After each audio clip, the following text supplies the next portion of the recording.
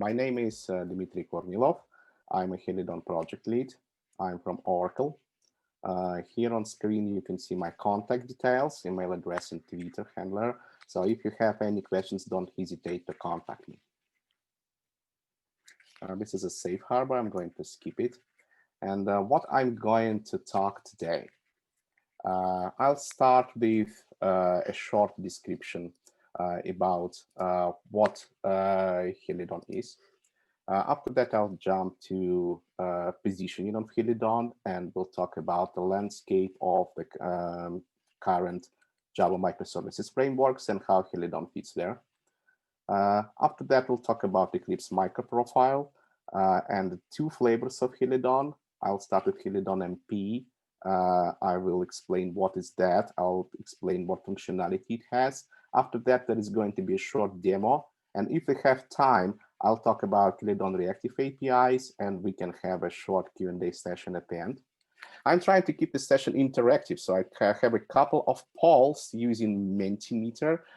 We'll come to that during the session. So you will need to open menti.com URL on your phone or on your browser, put the number which I provide there to answer questions, right? And your results will be automatically shown on screen. Okay, let's get started. So, Project Helidon, what is it? It's a set of Java libraries for developing microservices.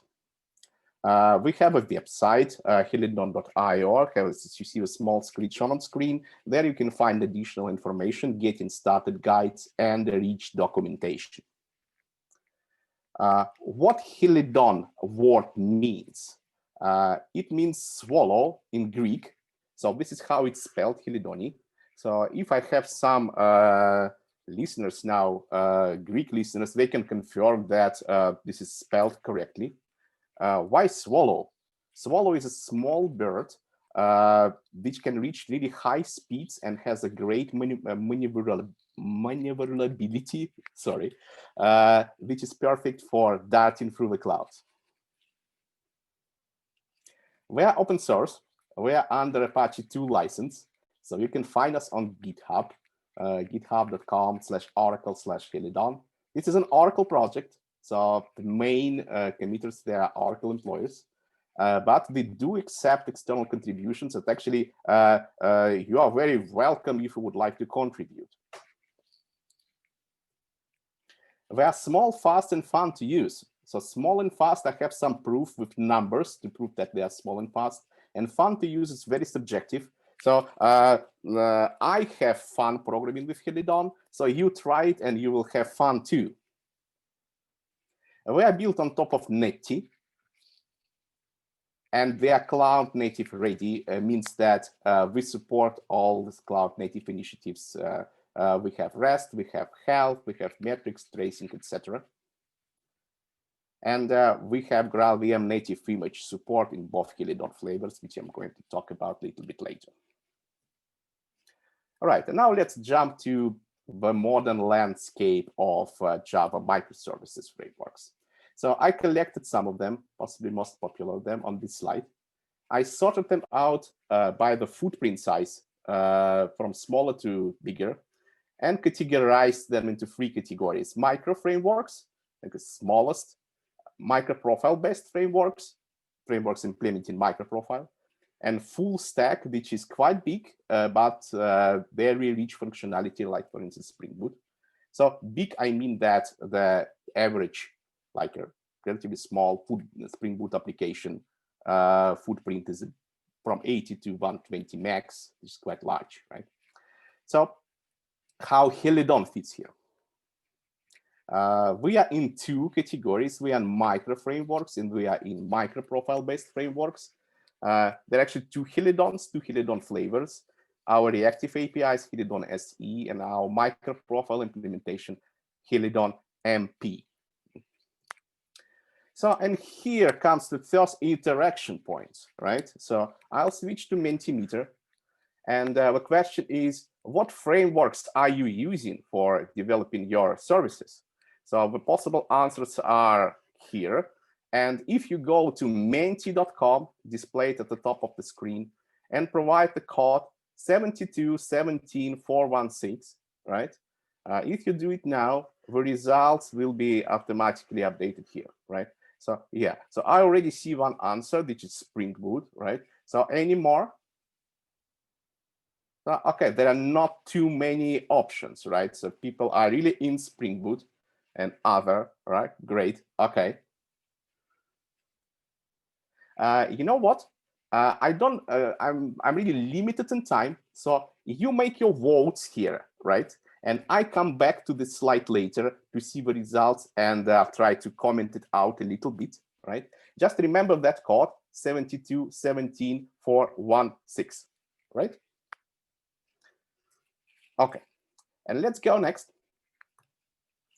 High-level architecture of Helidon. I was mentioning two flavors, right? Helidon Microprofile and Helidon Reactive. So Helidon Microprofile, this is what possibly you should use for your application, right? It implements Microprofile, it's declarative style APIs and so on. And it's small and fast, and it's small and fast thanks to that it's implemented on top of Helidon Reactive APIs. Reactive is very fast by design, really fast by its nature. And this is actually a reason why we developed Helidon Reactive APIs. And you can create your application not only Microprofile, but using Helidon Reactive APIs directly, right? If we have time, I will possibly demonstrate that, right? And our reactive frameworks is built on top of native.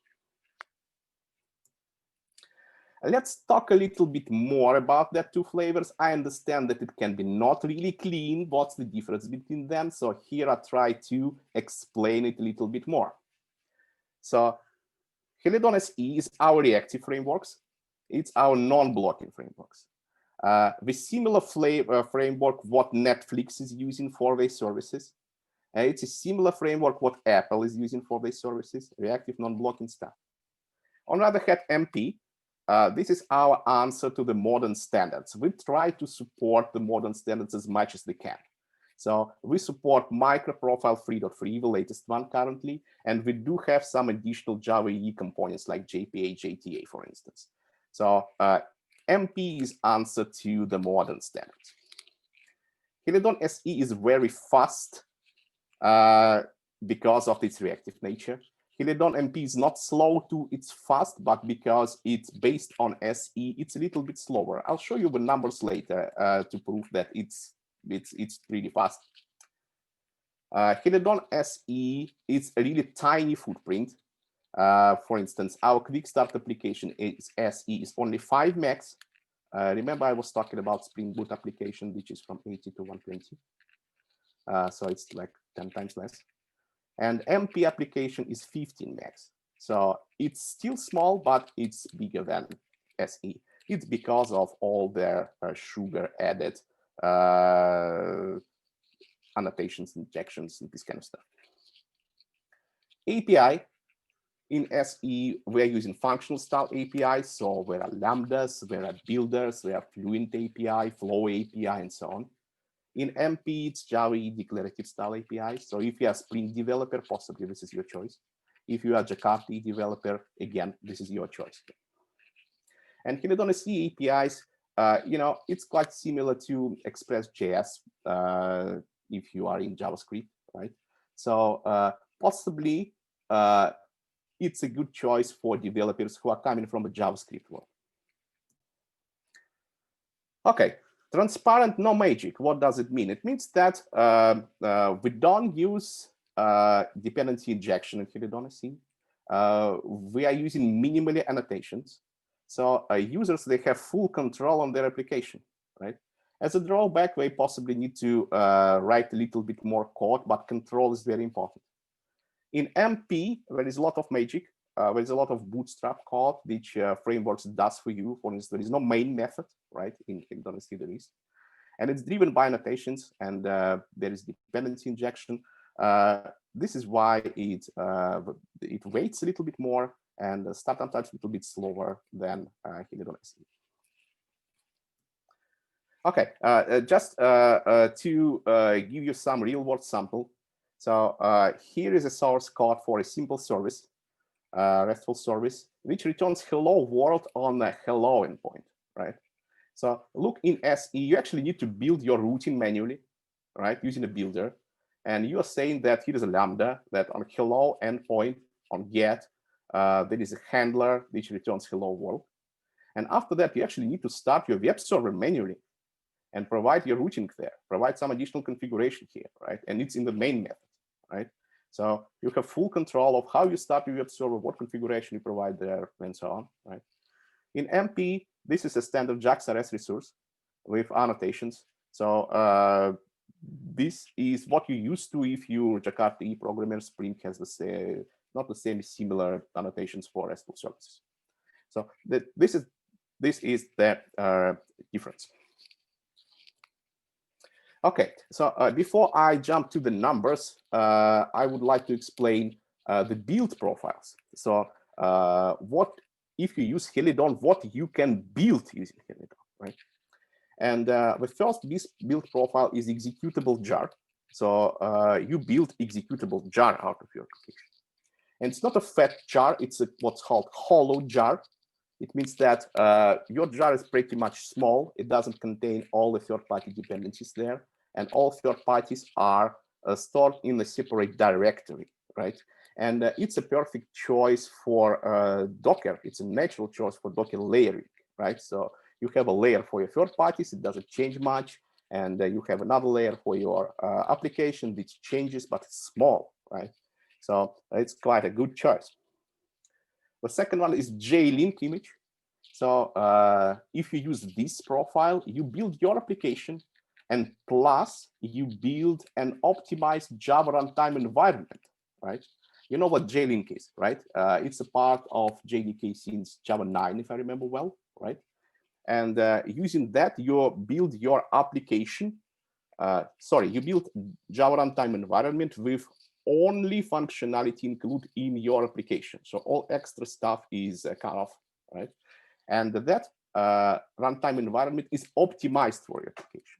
When I show you numbers, you will see that it's much smaller, right? And it was a part like the JPMS modules and so on. We managed to make it work even your application is not really modularized. And the last profile, okay, forgot to say that it doesn't bring any restrictions to your applications. So you can build JLink image out of basically any Helidon application. And the last one, GraalVM native image. So possibly you already know what GraalVM native image is. It's a native executable for your platform with all the advantages of fastest startup time possible, so it's really instant, and smallest possibly memory consumption. But it introduces some restrictions, right? So you can't use or need to care when you use runtime operations like reflections or proxying and so on. Okay, now let's jump to the numbers. And here we're talking about memory consumption. And here are, it's based on the quick start application. We have a quick start application for Helidon SE and for Helidon MP. It's a simple greeting service, but with added functionality like observability, health checks, tracing, and metrics, right? We have it for SE and MP, and the result for SE is white, result for MP is red. And these are free profiles I used to measure memory consumption. So you see that native image memory consumption in SE 28, in MP 70, which is tiny, right? So this is perfect choice for the clouds. When you pay for memory, so a native image is your choice because you will pay less. JLink application built using JLink profile. Again, it's a little bit more. So it's 83 for SE and 195 for MP, right? Again, this is a perfect result. And for JVM, I didn't do any tuning of JVM, so I just run it on my computer and measure the process memory. So I had a result, 300 for SE and 476 for MP, which is anyway, which is good. So based on that slide, I say that actually Heliodon is a perfect choice for the cloud microservices. Memory consumption is really small. Startup time. Startup time is another important thing for cloud services. And with a native image, the same application, it's instant, right? So it's 0.02 for SE applications, nothing. And for MP, it's 0.3 seconds. So it's less than half a second takes your application to start type. It's absolutely perfect result.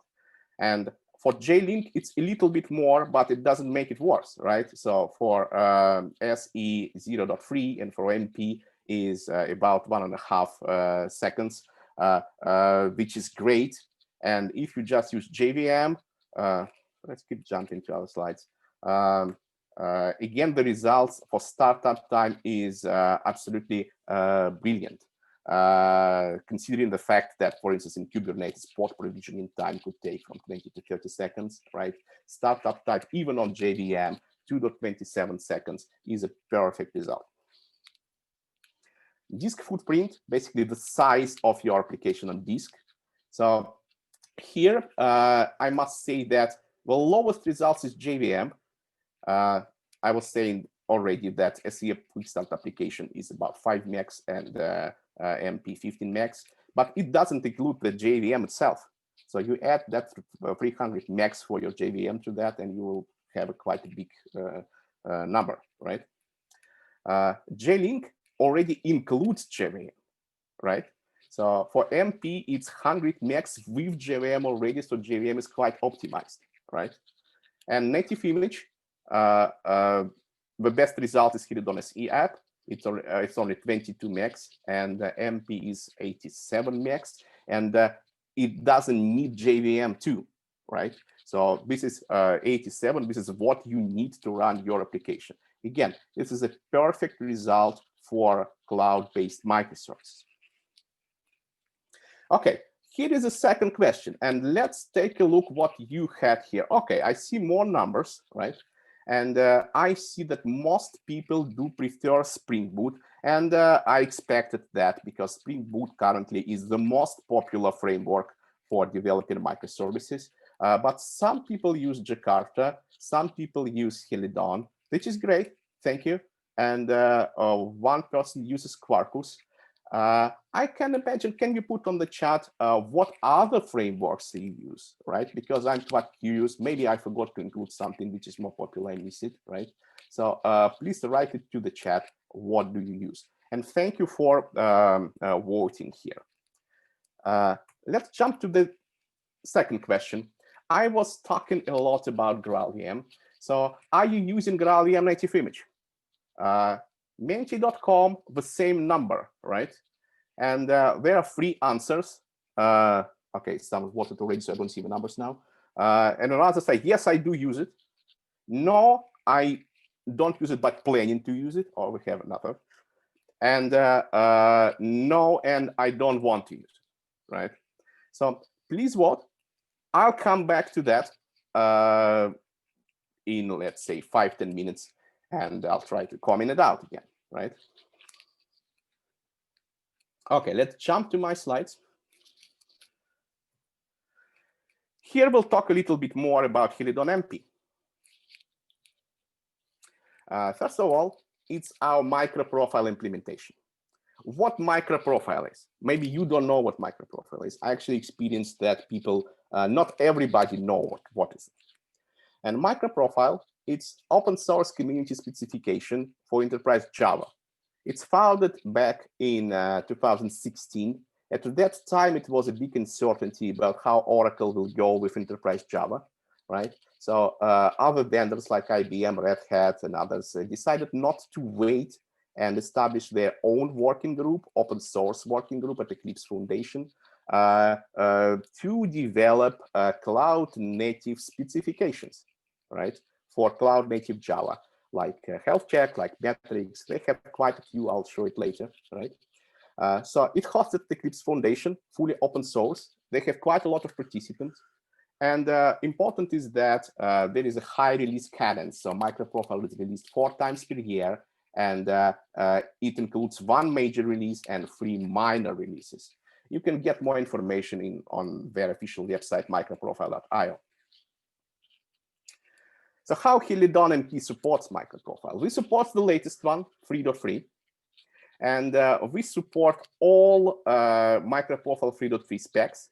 And these are config, fault tolerance, metrics, JWT, health checks, tracing, REST client, Open API. In addition to that, we support reactive stream operators and reactive messaging. These two are not a part of 3.3. They are kind of standalone Microprofile specs. We decided to go a little bit beyond 3.3 and support these two in Helidon, and more is coming. Plus, I said that Helidon MP is our answer to the modern standards, so we do support some Jakarta components too. Some of them are part of Microprofile, so Microprofile basically says that you must support that, and these are CDI, JAX-RS, JSON-B, JSON-P, and annotations. But again, we went a little bit beyond that, and we also support WebSocket, persistence, and transactions. Right? Plus, we have Helidon-specific functionality, and this is CORS. There are a lot of users requests for CORS, really, so we added that. And the gRPC server and client, and this is for mainly mobile development, so now we can use Helidon as a backend for your mobile applications. Now I have a little bit overview of some Microprofile specs. I still have some time, so I'll try to do quick before the demo, right? So configuration, extensible system for application configuration with layering support and prioritization. So by default, there are 3 sources supported, like a properties file in meta-inf microprofile config, system properties and environment variables. And the priorities is that environment variables that have a highest priority. It means that you can override your configuration, for instance, in Microprofile config file by passing an environment variable, then you run your application, which is perfect. Configuration is string-based, but you can use converters for typed configuration. And it supports dependency injection, means that you can use CDI to inject your configuration properties to your class properties, for instance. Health check. It's one of the observability components, and it's just a probe of your node state, right? It's designed for automated systems like Kubernetes. It's not designed for human operators, right? So Kubernetes has 2 health checks, readiness and liveness.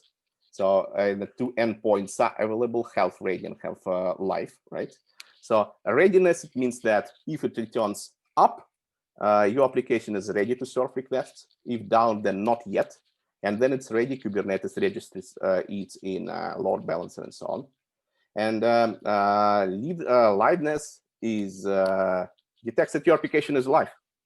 So if it's not live, then Kubernetes do some action, like discard your node or restart your node or whatever.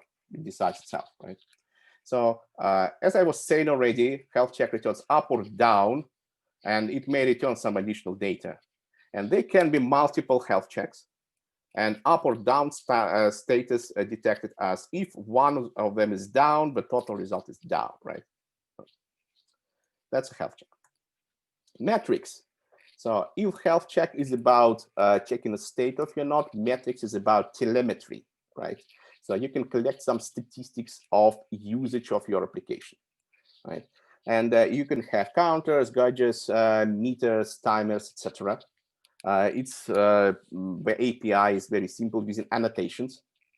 And for using metrics, you need some additional services installed into your cluster, like Prometheus, which collects your metrics data, builds a model, a multidimensional data model out of it, and expose it for querying and browsing, which can be used by some visualization software like Grafana. You can see the screenshot here to visually represent your metrics.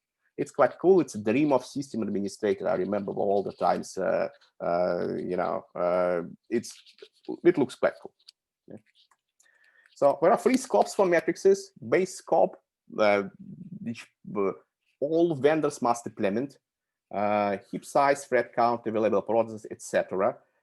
Is included there, and it's exposed on matrix base endpoint. There is a vendor scope, but vendor with we as Helidon decided to include some matrices there, available in matrix vendor, and application scope where your custom matrices which you added, for instance, you want to count how many times your method's called or whatever, is available in matrix application endpoint. Oh, sorry, it's jumping out, right? So that's about metrics. Tracing. We are in a distributed world, right? So your microservices can consist of multiple services. Each one is calling some other services. It's difficult to trace your requests. So there is an open source specification called Open Tracing, which helps with tracing your requests. It's vendor neutral. It's distributed tracing standard. It supports not only Java, it supports many other languages, right? And there are tracing systems which can visually show your requests, your spans, like Zipkin and Jaeger. So you can see one of them on screen, right? So it's possible to see that your requests come to one service and it spent this amount of time on this method, and after it jumped to another service, spend this amount of time there. So it's actually possible to detect some bottlenecks here too. This is quite cool. I don't have it a part of my presentation, but presentation of that, it looks actually the most attractive, looks cool, but I will present other things. Fault tolerance, again, distributed system, distributed problems, right? So we need to think about resilience of our systems, and fault tolerance can help handle faults. And it supports timeouts, retries, fallbacks, circuit breakers, bulkheads, and sync.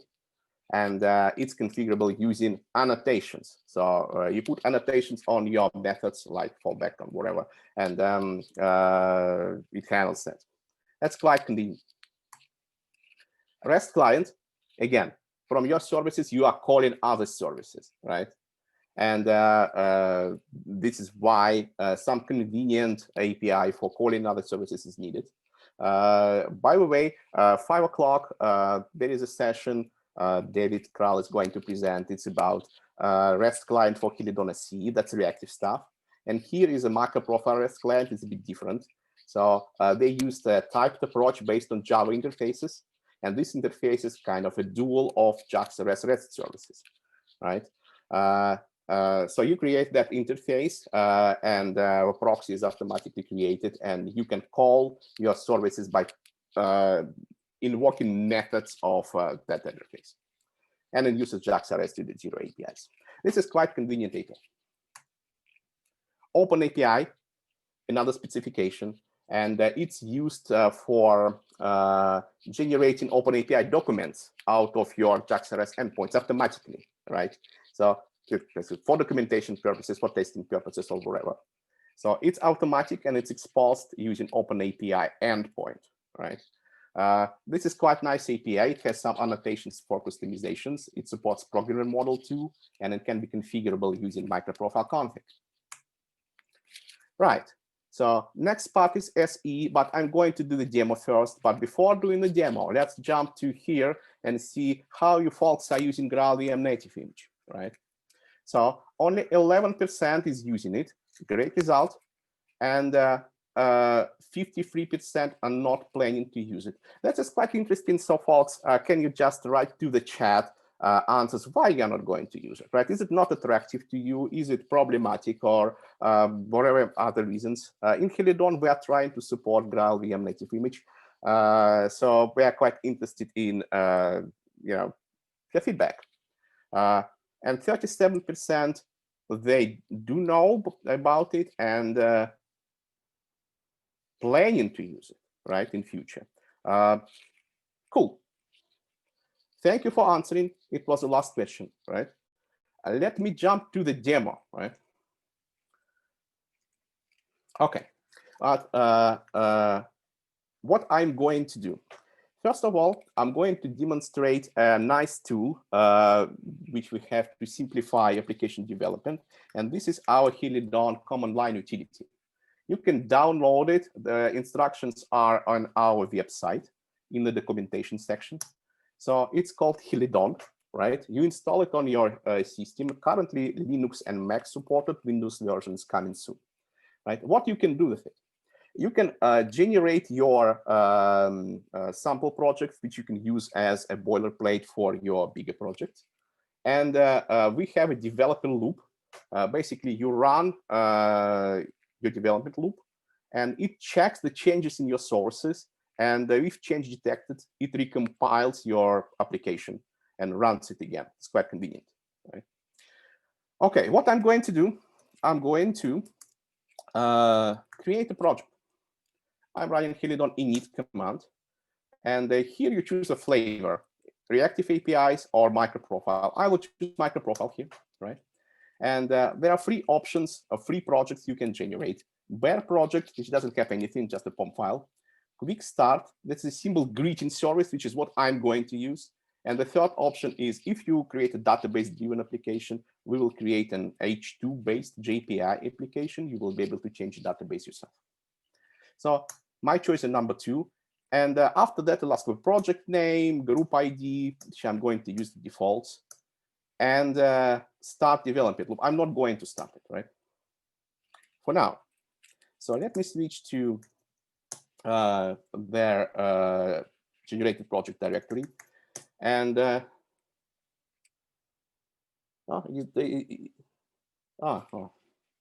already exists, right? So possibly what I need to do is remove it first, right? So rm rf quick start mp, and I'll do it again. I was preparing for this session, and possibly I forgot to remove some stuff, right? I'll do it quickly again, right? So now I switch there, and I do my tree. Now I have it here. So you can see what is generated, right? And we have some Docker files generated for different profiles, JVM, JLink, and native image. We have app.yabl for Kubernetes, if you would like to use Kubernetes, right? The service is simple, so it has only 2 Java classes, greet resource and greeting provider. We also have some tests generated and configuration, microprofile config.properties, right? So what I'm going to do now, I'm going to run the dev loop, Helidon dev, right? And you see that Helidon dev is starting. It will build your application and it will run your application, right? So it doesn't take much time. It's already done. Now I'm going to split my terminal. I'm going to choose the right folder, right? And I'm going to test it. So let's just do a simple curl. Oh, sorry. To their greeting service. And we see that the answer is hello world, right? We support personalized greetings like hello JCON, for instance, 2020, right? And it will return hello JCON 2020, right? Now, let's do some change, let's say in your source code, right? And see how our live recompilation and restarting works. So I'll do some change in the greet resource. This is a standard JAX-RS resource, by the way, right? So you can see that we have annotations, JAX-RS annotations, and we are using injection, and we are exposing 3 endpoints. Basically, one is named greeting, another one is standard greeting, and there is another one, there is a put request where you can change your greeting, right? So it's very simple. So, and what I'm going to do, I'm going to change it the way that it doesn't return word, but it returns, how's in German word? I think Welt, if I remember well. So sorry if I'm mistaken, I'm not a German speaker. I'm saving it. And you see that the dev loop started to recompile your application, and it has been restarted already, right? So let's just recheck that it works. Hello, well. So this is how a development loop works, right? So by default, we support OpenAPI endpoint, and it returns the OpenAPI description document. We support health checks. So I will do health, let's say readiness, ready. Look, so something is returned, and liveness. And let's do, there is a pipe, JSON PP, right? So this is a liveness check. And we support metrics. And for metrics, I will use this command to return metrics not in Prometheus format, but in JSON format. So we have metrics here, right? So this is a short demo of Helidon MP. Now I'm going to stop our dev loop and jump back to my slides, right? Okay, I will talk about Helidon MP quickly, so we'll have some time for Q&A, right? Helidon SE are reactive APIs. So I was saying a little bit about this before. I just want to repeat that it's a reactive non-blocking micro framework. It's small and tiny, and it now has all APIs for developing reactive applications. So it's not only services, it also has a DB client, versus databases, it has a web client. This is what David Kraut is going to talk in 5 hours or 4 hours. APIs are function style, and there is no magic and full control, so you control fully your application. Components, right? So we have some core components. It's built on Reactive Web Server, which works on top of native. We have configuration security. We have observability components, health check metrics, and tracing.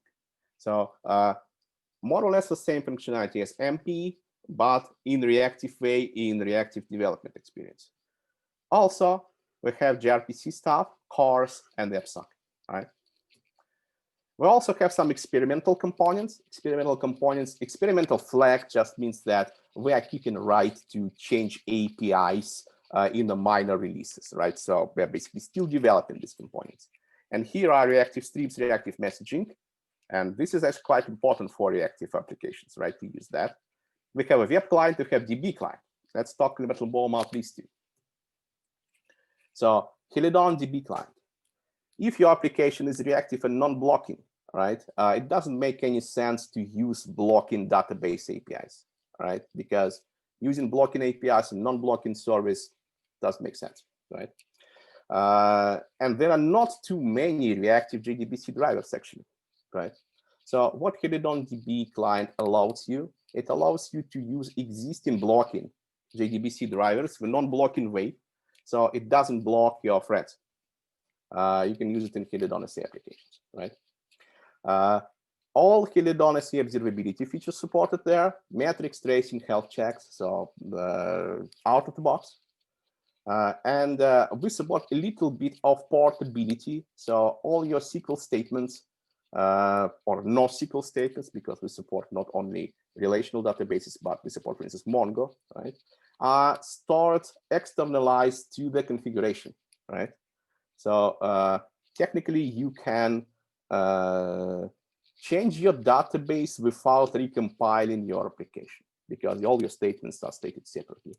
And we don't use any separate unified language for querying. We always use the dialect of your database, right? Which is good. It's also extensible, so if you would like to add support to whatever database, it's possible to do. Web client, quickly. That's a reactive non-blocking HTTP client.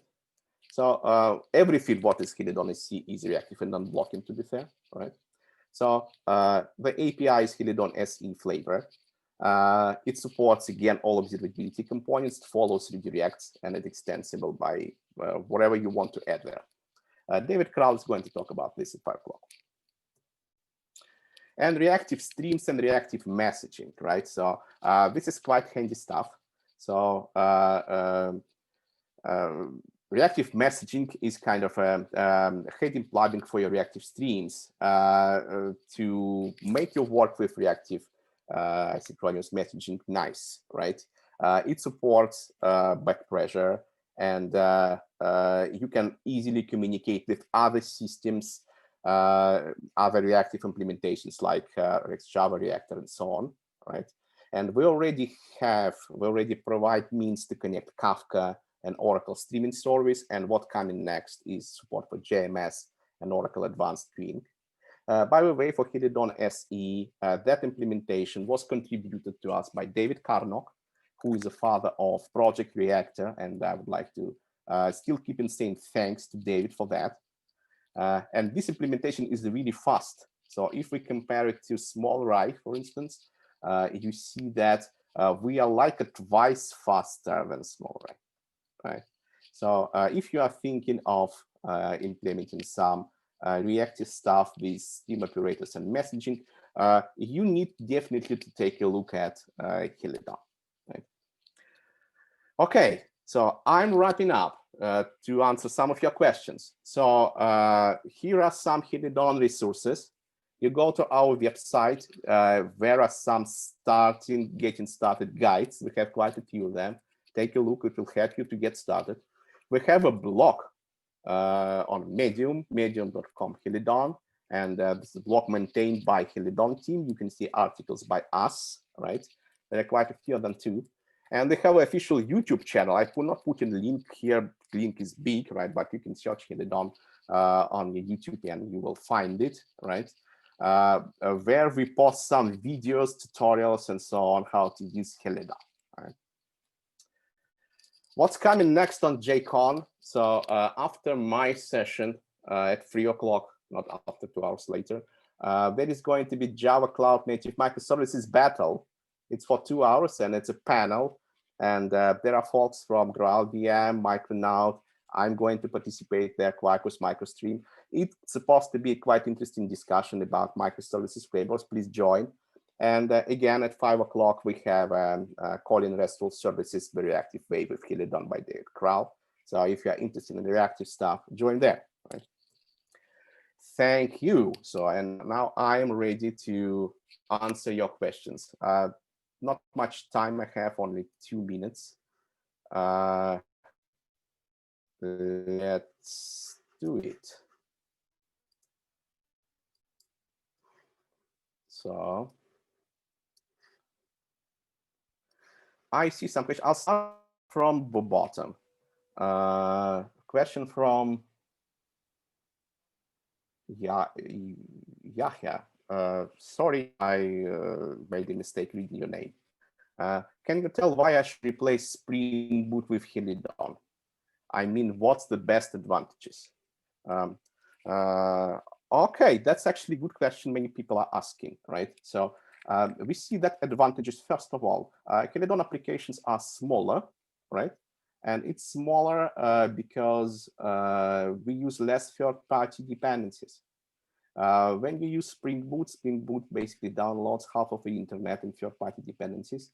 And if you are working for a big corporation or a bank or whatever, who cares about licensing, who cares about security and so on?